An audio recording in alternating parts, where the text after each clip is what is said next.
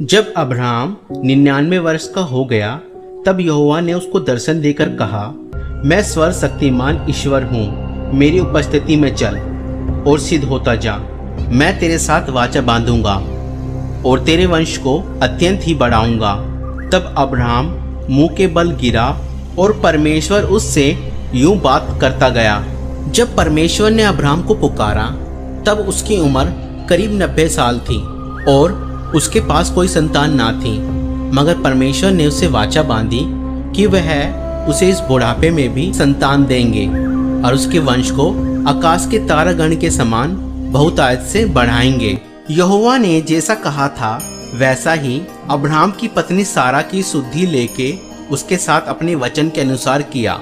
सारा अब्राहम से गर्भवती हुई और उसके बुढ़ापे में उसी नियुक्त समय पर जो परमेश्वर ने उससे ठहराया था एक पुत्र उत्पन्न हुआ। जब अब्राहम का पुत्र इसहाक उत्पन्न हुआ तब अब्राहम 100 वर्ष का था और सारा ने कहा, परमेश्वर ने मुझे प्रफुल्लित किया है, इसलिए सब सुनने वाले भी मेरे साथ प्रफुल्लित होंगे। इन बातों के पश्चात ऐसा हुआ कि परमेश्वर ने अब्राहम से यह कहकर उसकी परीक्षा की, हे अब्राहम, उसने कहा, अपने पुत्र को अर्थात अपने एक लौते पुत्र इसहाक को जिसे तू प्रेम रखता है संग लेकर मोरिया देश में चला जा और वहां उसको एक पहाड़ के ऊपर जो मैं तुझे बताऊंगा होम बलि करके चढ़ा। अत अब्राहम सवेरे तड़के उठा और अपने गधे पर काठी कसकर अपने 2 सेवक और अपने पुत्र इसहाक को अपने संग लिया और होम बलि के लिए लकड़ी चीर ली। तब निकलकर उस स्थान की ओर चला जिसकी चर्चा परमेश्वर ने उससे की थी। तीसरे दिन अब्राहम ने आंखें उठाकर उस स्थान को दूर से देखा और उसने अपने सेवकों से कहा, गधे के पास यहीं ठहरे रहो, यह लड़का और मैं वहां तक जाकर और दंडवत करके फिर तुम्हारे पास लौट आएंगे।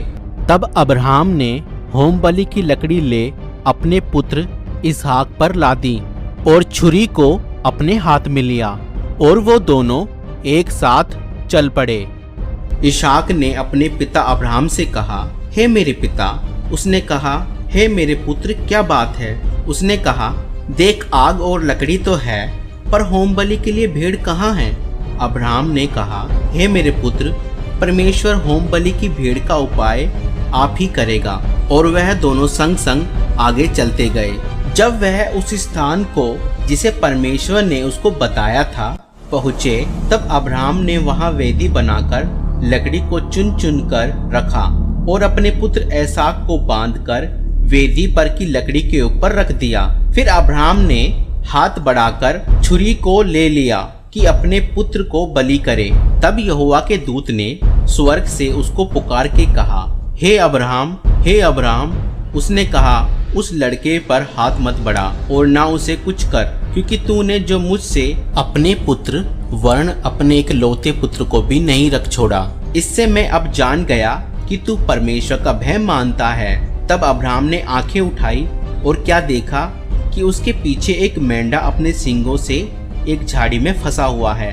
अत अब्राहम ने जाके उस मेंढे को लिया और अपने पुत्र के स्थान पर उसे होम बलि करके चढ़ाया। फिर परमेश्वर के दूत ने दूसरी बार स्वर्ग से अब्राहम को पुकार के कहा, यहोवा की ये वाणी है कि तूने जो यह काम किया है कि अपने पुत्र वर्ण अपने एक लौते पुत्र को भी नहीं रख छोड़ा, इस कारण मैं निश्चय ही तुझको आशीष दूंगा और निश्चय तेरे वंश को आकाश के तारागण और समुद्र की तीर की बालू के किनकों के समान अनगिनत करूंगा।